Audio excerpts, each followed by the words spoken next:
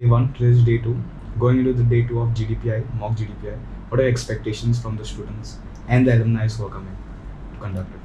Thank you for a wonderful question. IBS believes in helping its students traverse a journey from academics to industry, and it is in this context that we are inviting senior industry people and alumni to help them guide the students through the difficult journey of campus interviews. And this process is a day-long process where students go through a JD round first. Individual feedback is shared with the students by the panel members, and then they go on to the interview process where every student gets at least 15 minutes of time in front of two panel members. The panel members ask questions which are relevant to the job, to the domain, and also give very constructive feedback. We believe that this feedback is an important precursor to their preparation for the placement season that is going to start in September. So for the past 3 years, as we've heard from the briefing, from your briefing, sir, ICFAI Business School has had a fantastic track record from 93 to 97 to 87. How much of a role will this mock GDPI play in the final placement for this year? Oh yes, we are very confident that these interviews will play a big role. The outside environment has changed very drastically, and jobs have changed, the roles have changed, expectations of recruiters have changed. Technology has come into big time. Most of the businesses are now run on cloud, and they use data big time to come to solutions. We believe that in this change scenario, the inputs that the students will get in the GDPA process will be of great help, because they can now be more ready to face the interviews. And I believe in a very simple dictum: you are never over prepared. We should always be humble in our approach, and we should always try to see that we are more than prepared for facing the biggest challenge that students have now, is getting into a good role and a good job.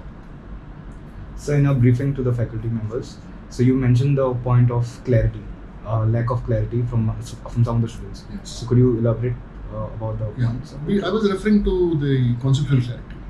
One of the learning goals for our program is conceptual knowledge. When the students go through 30 odd courses in the 2-year program, and they also go through the case method, the idea is to reinforce the learning, and it is not to by heart anything. So the application of knowledge in a real world scenario comes through the case method approach. So we believe that when the students are going through so much of theory and so much of conceptual knowledge, they should also be able to recall. So yesterday's feedback from recruiters was some students are not able to apply the concepts to the real world scenario. And we will make attempts now. We will have remedial sessions for such students. We will also be open to such ideas, and we will be transparent with students so that they benefit in the final run. We don't want students to lose out in the process. This is one journey that we want every student to take very seriously. So a batch of 1,200 students, and the trend line has been going up ever since.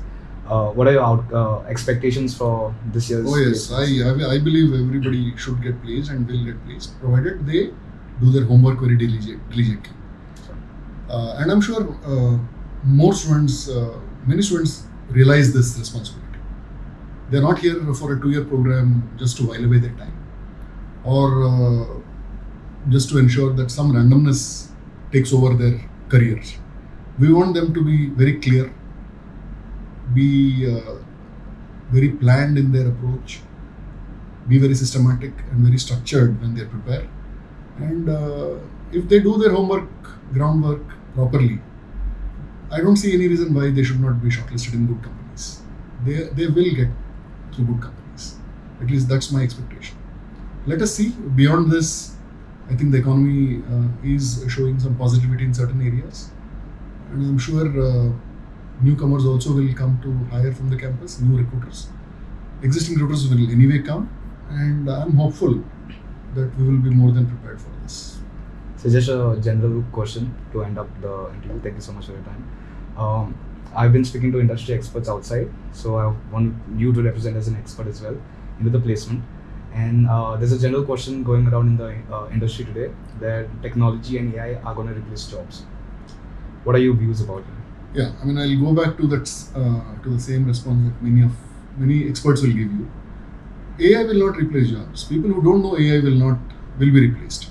So it's better to know what is AI and what it does, and be prepared for this. I remember when computers were first installed in banks, many bankers thought that their jobs are over, but in fact, computerization improved productivity. So today, AI will improve productivity. It will remove a lot of redundancy from jobs. Many routine functions need not be done by people, and exciting times are there if we are able to adapt to it. I think the buzzword is adaptation, rather than getting carried away by the loud noises that the doomsayers will say. I am very positive that AI is there and it will do a well of good for the youngsters and for the country as in general. So just a casual question to you. A lot of alumni are coming into the campus today. Some will be old students.